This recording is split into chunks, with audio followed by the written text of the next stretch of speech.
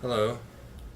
In my hands, I'm holding a book about one of our founding fathers, Benjamin Franklin. You may have heard to him referred to in many rap songs as the Benjamins, because Benjamin Franklin has the accreditation of being the person on a $100 bill. So if you look at a $100 bill, you see this guy's face. Also, one of the most well-known autobiographies is about him as well. But we're not reading that. We're reading a short little biography about Benjamin Franklin called "The Amazing Benjamin Franklin." Benjamin Franklin was born. Benjamin Franklin was born on January 17th, 1706. He started to work in his father's store when he was only 10 years old. Later, he got a job working for his brother James as a printer. That was a good job for Ben. He loved reading and writing. He would examine the work of other writers. Ben wanted to write for his brother's newspaper, so he used a fake name. That would be an alias. James published Ben's stories. James is Ben's brother. But when James found out Ben wrote them, he was angry. The brothers never got along after that. Ben moved to Philadelphia when he was 17. He found work with another printer. Later, he started his own printing business. So, as a young child and teenager, Benjamin Franklin was really into printing and the written word. This is important to note because the majority of the people at that time were illiterate. That means they couldn't read or write. But Benjamin Franklin saw through that, and he said, "Hey, if I want to make those Benjamins, I got to learn to read." You know. In Philadelphia, Ben printed newspapers. At that time, not everyone could read well. Ben came up with a way for everyone to learn the news. He put simple cartoons and pictures in his newspapers. Now everyone could follow the news. This is where we get editorial cartoons from, the great mind Benjamin Franklin.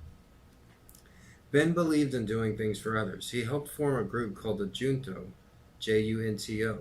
The Junto worked to improve the city. Its members helped to start a hospital, a library, and a university. Some of these things were the first of their kind in America. In Ben's time, fire was an enemy. It caused huge damage. Ben helped set up a fire brigade. They brought pumps, ladders, buckets, and other equipment to fight fires. Ben's ideas made Philadelphia much safer. In Ben Franklin's time, people used buckets of water to put out fires. Experiments and inventions. Ben's printing business made him rich. He had time for new investigations. A friend gave Ben a special glass jar. This jar stored static electricity. You can make static electricity when you rub a balloon on your head. This gift encouraged Ben to experiment. Ben wanted to discover more about electricity. Or if you're in a classroom and you rub your feet on the ground long enough, then you go up to someone and touch them, you can shock them. That's electricity. Ben's most famous experiment showed that lightning was electricity. The story goes that Ben flew a kite in a storm. He tied a key to the end of the kite string. He tied a wire to the key. He put the wire in a special jar. Lightning hit the kite, electricity came down the string and went into the key. Then it went from the key into the jar. So he actually captured electricity. For thousands and thousands of years, man had seen lightning striking the earth, and Benjamin Franklin was the first one to actually capture it and put it in a jar. Ben knew lightning could start a fire if it hit a building. This gave him the idea to design lightning rods. Lightning rods take lightning safely from the air to the ground. The invention is still used today.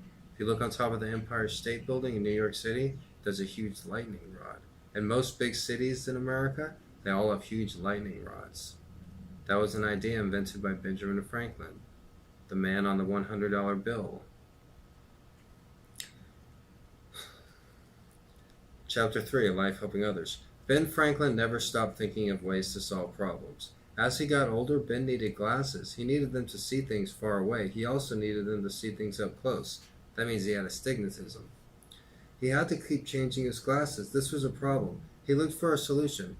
He took the lenses from his two pairs of glasses and he cut them in half. Then he put the different halves into one pair of glasses. Now he did not need to change glasses. That's what he invented bifocals. This idea made the quality of life better for many people. People still wear these glasses called bifocals. Ben Franklin wanted to share his ideas. He never made money from his inventions, and his inventions included a tool for getting things off higher shelves, a chair that could become a stepladder, a safer wood-burning stove, better street lamps, and an instrument to measure distance. Ben's favorite invention was a musical instrument made of glass. Ben Franklin worked to help people all his life. There are still no substitutes for some of his inventions. Ben Franklin was never short of ideas. He used his ideas to solve many problems. Today, his inventions are still helping people. So that's a little bit about the founding father, Benjamin Franklin. A lot of people misassume that he was actually a president of the United States, but he never served as president. If you have any questions and if you enjoyed my reading, don't forget to hit the subscribe button and have a nice day.